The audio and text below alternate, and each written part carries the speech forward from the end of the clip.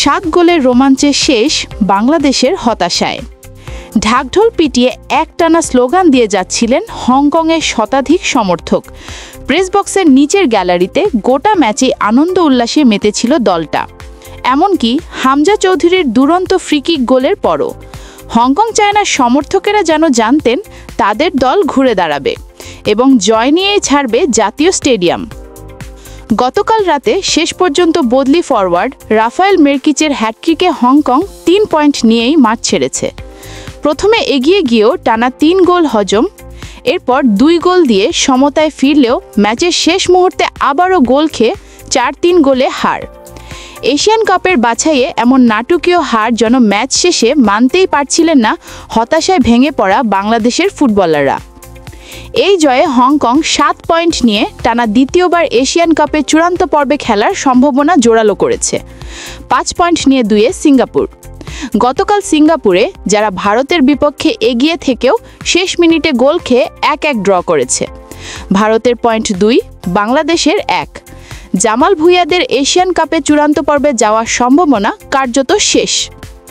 অতিরিক্ত 9 মিনিট সময়ের 6ষ্ঠ মিনিটে সমিত সোমের হেডে দারুণ ভুলে স্কোর লাইন যখন 3-3, ড্রয়ের স্বপ্ন জেগেছিল বাংলাদেশের। কিন্তু শেষ ক্ষণে আবার সেই রক্ষণ দুর্বলতা, আবারও সহজেই গোলের রাস্তা তৈরি করে হংকং ম্যাচটা ছিনিয়ে নেয়। স্নায়ুচাপ কিভাবে ধরে রাখতে হয় সেটি যেন এখনও রপ্ত করতে পারেননি বাংলাদেশের খেলোয়াড়েরা। গ্রুপ সেরা হয়ে চূড়ান্ত পর্বে আশা বাঁচাতে জয়ের বিকল্প ছিল না বাংলাদেশের সামনে। শুরুর কয়েক মিনিট চাপে থাকলেও 13 মিনিটে উল্লাসে মেতে ওঠার উপলক্ষ পেয়ে যায় স্বাগতিকেরা। হামজা চৌধুরীর দুর্দান্ত ফ্রিকিক গোলে বাংলাদেশ যখন এগিয়ে থেকে প্রথমার্ধ শেষ করার স্বপ্ন যখন দেখছিল, ঠিক তখনই পাল্টা গোল। প্রথমার্ধ শেষ হওয়ার 30 সেকেন্ড বাকি থাকতে ফাঁকায় বল পেয়ে আলতো টোকায় 1-1 করেন হংকংয়ের ব্রাজিল বংশোদ্ভূত ফরওয়ার্ড এভারটন কামারগো। এর আগে হামজার গোলটা ছিল দেখার মতো। হংকংয়ের লেফট ব্যাক যেখানে দাঁড়ান এর কাছাকাছি জায়গা থেকে ফ্রিকিক পায় বাংলাদেশ। হামজা বল বাঁক খাইয়ে জালে পাঠাতে চাইছিলেন। শটটা হলো দুর্দান্ত। হংকংয়ের খেলোয়াড়েরা বল ক্লিয়ার করতে লাফিয়ে ওঠেন, ফরওয়ার্ড ম্যাট ওর মাথায় হালকা ছোঁয়া লেগে বল চলে যায় জালে। বাংলাদেশের হয়ে ছোট্ট ক্যারিয়ারে এটি হামজার দ্বিতীয় গোল। হামজা ও সমিতের এই উদযাপন দলের তৃতীয় গোলের পর যা করেছেন সমিত। এর আগে দলের প্রথম গোল এসেছিল হামজার পা থেকে। গত 10 জুন জাতীয় স্টেডিয়ামে সিঙ্গাপুরের বিপক্ষে হামজা রক্ষণে সহায়তার পাশাপাশি আক্রমণেও নেতৃত্ব দেন দলকে। তবে গতকাল ম্যাচের প্রথমার্ধে তিনি একটু রয়ে খেলছেন। প্রথমার্ধের শেষ দিকে হেডে বল ক্লিয়ার করে রুখে দিয়েছেন হংকংয়ের আক্রমণ। হংকং বেশ গতিময় ফুটবলই খেলছে। শুরু থেকেই ম্যাচের নিয়ন্ত্রণ ছিল অতিথি দলের কাছে। 7ম মিনিটেই গোল পেতে পারত হংকং। ফরওয়ার্ড ম্যাট ওর প্লেসিং যায় পোস্টে বাতাস লাগিয়ে। আরেকটি আক্রমণের সামনে বাধা হয়ে দাঁড়ান গোলকিপার মিতুল মার্মা। 40 মিনিটে ব্রাজিল বংশোদ্ভূত ফরওয়ার্ড এভারটন কামারগোর প্লেসিং অল্পের জন্য চলে যায় বাইরে। বেঁচে যায় বাংলাদেশ, তবে শেষ রক্ষা হয়নি। দ্বিতীয়ার্ধের শুরুতেই গোল খেয়ে বসে বাংলাদেশ। হংকংয়ের আক্রমণে এলোমেলো রক্ষণ। জুনিয়র সোহেল রানা ব্যাকপাস দিয়ে বিপদ ডেকে আনেন। বল পেয়ে যান অরক্ষিত বদলি ফরওয়ার্ড রাফায়েল মেরকিচ। ফরাসি বংশোদ্ভূত ফরওয়ার্ড সহজেই বল প্লেসিং করেন।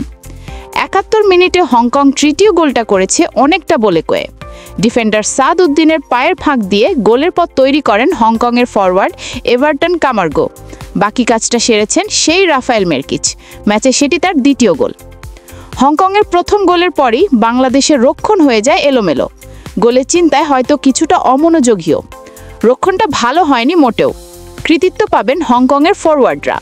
তাদের বুদ্ধিদীপ্ত পাস, জায়গা বদল অনেক সময় গোলকধাঁধর হয়ে এসেছে বাংলাদেশের রক্ষণের সামনে। তৃতীয় গোলের পর রক্ষণে পাঠানো হয় আমেরিকা প্রবাসী ডিফেন্ডার বাংলাদেশের হয়ে অভিষেক ম্যাচ খেলতে নামা জায়ান আহমেদকে। ভালোই খেলেছেন, ভূমিকা রেখেছেন আক্রমণেও। খানিক বাদে আসেন তপু বর্মন। দ্বিতীয় গোলের পর কোচ জামাল ফাহমিদুল ও সমিত সোমকে মাঠে পাঠান। তুলে নেন 2 সোহেল রানা আর ফয়সাল আহমেদকে। কিন্তু সব অস্ত্র ব্যবহার করেও শেষ পর্যন্ত হারতেই হয়েছে।